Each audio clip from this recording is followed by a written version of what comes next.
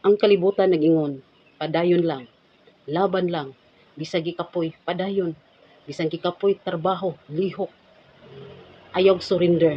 So mao na ingon sa kalibutan. Paningkamot, paningkamuti nga makuha nimo. Walay kapoy-kapoy, walay surindiray. No mo na ingon sa kalibutan kay kinsa ra may makatabang nimo. Ikaw ra man wa nay laing makatabang nimo sa imong sarili kundi ikaw lang. Ikaw lang ang makatabang, wala nay lain.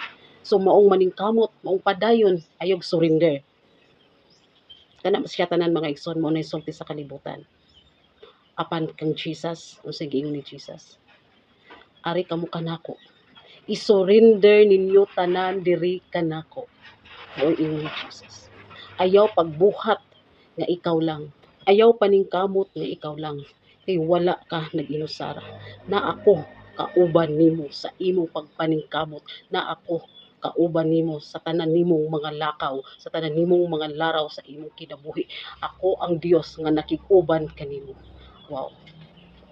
Pertingin duta sa lines ni Jesus.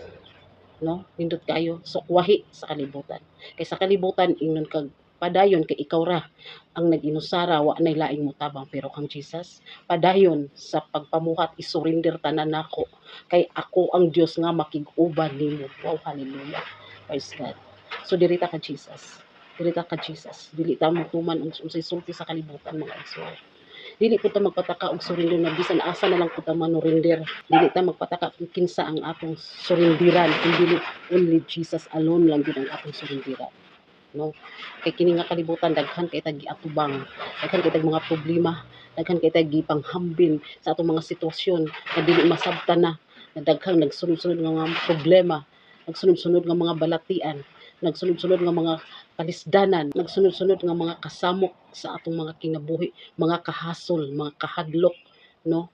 So, diha ta kang Jesus, diha na to isurrender ang tanan. Kay aron makabaton ta, o kahapsay, aron makabaton ta, o kadagaya, aron makabaton ta, o kalinaw, aron makabaton ta, o plastar ang tanan, aron mabatunan nato ang tanan nga kagaan nga atong gipanghambin diri sa sulod nato. Kay ang Ginoo ray bahala ni anang tanan pag once nga ato na nang isurrender niya, siya nay bahala kanato mga igsoon. Di ta niya pasagdan, di ta niya biyaan, kay siya man ang atong tigpanalipod, tigtabang sa panahon sa atong mga kalisdanan. Nabatunan nato ang kahayahay sa atong kahimtang. Kahayahay nga dili makumpara nga kahayahay o kagaan nga dili pud makumpara nga kagaan. Bisan ay problema, bisan na atay gipangbati sa atong mga kinasuluran apan adunay kalinaw nga atong masinati sa atong mga kasing-kasing. Ingana mga igsoon, isurrender nato ang tanan sa Ginoo. Kay dili man nato kaya. Kita lang ni dili nato kaya kung wala si Jesus. Wala tay ikagarantiya sa atong mga kaugalingon. No? Wala tay ikagarantiya. Siya ang atong gisaligan. Siya ang dako nga Dios nga mamuhat sa ato ang mga kinabuhi.